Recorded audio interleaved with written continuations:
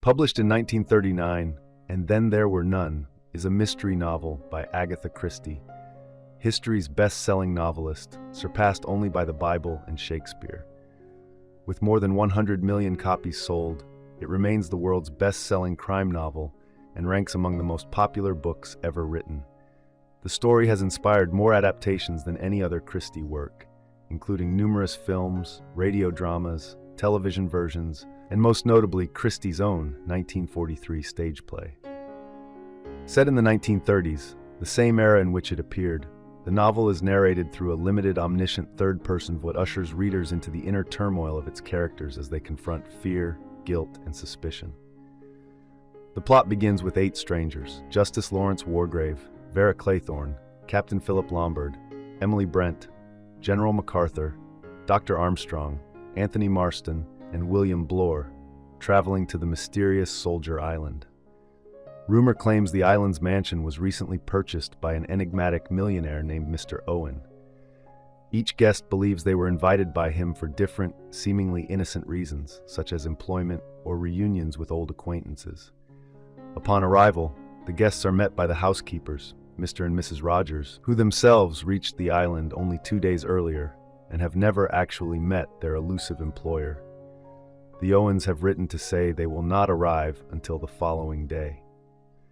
Mrs. Rogers leads the guests to their rooms, where each finds a framed copy of the nursery rhyme 10 Little Soldier Boys placed on the mantel. A set of 10 small soldier figurines arranged on the dining table adds to the growing sense of unease.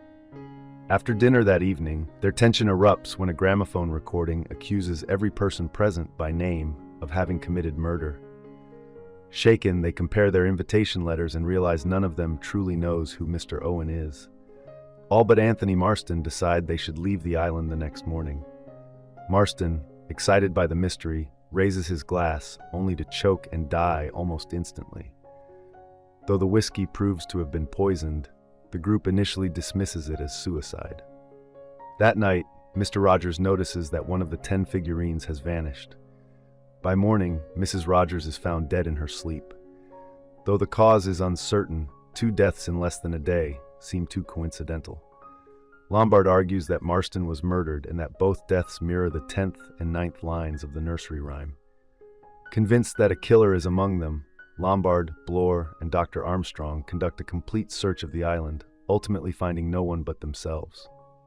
Later, Dr. Armstrong discovers General MacArthur lying dead on the shore, his skull crushed. Wargrave convenes a meeting and concludes that a murderer is on Soldier Island, and that the culprit must be one of their dwindling number. The next morning, Mr. Rogers disappears and is later found dead in the wash house, struck from behind with an axe. Suspicion intensifies. Blore fixates on Emily Brent, who had been walking alone that morning, but the theory collapses when she is discovered dead moments later, killed by an injection to the neck. Wargrave gathers everyone again and orders them to disclose any weapons or dangerous drugs they brought with them. Dr. Armstrong admits to bringing a syringe, but it has vanished from his luggage. Lombard's revolver has likewise gone missing. Wargrave instructs the group to secure any remaining items that could be used as weapons.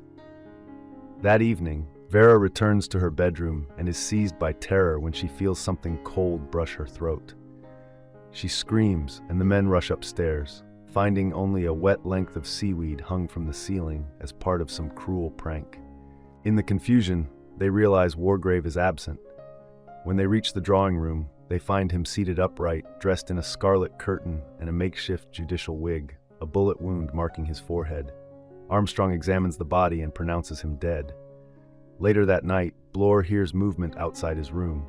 He glimpses someone descending the stairs and leaving the house. Summoning Vera and Lombard, he discovers that Dr. Armstrong is gone. Concluding that Armstrong must be the killer, Lombard and Blore search the island and return to inform Vera that the doctor has seemingly vanished. The next morning, after another futile search, the remaining 3 decide to stay outdoors, believing it safer than remaining inside. They debate Armstrong's fate. Lombard thinks he is dead, Blore suspects Lombard himself, and Vera argues that Armstrong is hiding as a red herring. Blore eventually returns to the house for food and soon after is found dead on the terrace, his skull smashed by Vera's heavy bear-shaped clock. Convinced Armstrong must be alive and responsible, Vera and Lombard retreat to the cliffs until daylight. At dawn, they see Armstrong's corpse wedged between rocks at the water's edge, clearly drowned. Realizing one of them must be the murderer, they confront each other. Vera seizes Lombard's gun and shoots him. Certain that she has survived the nightmare, she returns to the house in a daze of relief, only to find a noose suspended from the ceiling of her bedroom. Remembering the final line of the nursery rhyme, "He went and hanged himself, and then there were none," she steps onto a chair, places the rope around her neck, and ends her life. In the epilogue, Sir Thomas Ledge and Inspector Mayne struggle to make sense of the 10 inexplicable deaths on Soldier Island. Their confusion persists until a fisherman discovers a sealed manuscript that he hands over to the police. The document is a confession written by Justice Wargrave. He explains that from childhood he had harbored both a fascination with killing and an intense devotion to justice, which drew him to the legal profession. Eventually, sentencing criminals was no longer enough. He longed to execute the guilty himself. Desiring a theatrical and impeccably structured series of murders, he devised a plan to lure 10 people, each responsible for a death the law could not punish, to Soldier Island.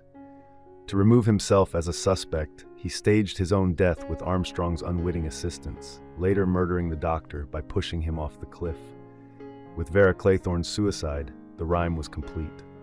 Wargrave writes that he will end his own life by rigging a revolver with an elastic band so that his body will bear the same fatal wound as before, the symbolic mark of Cain.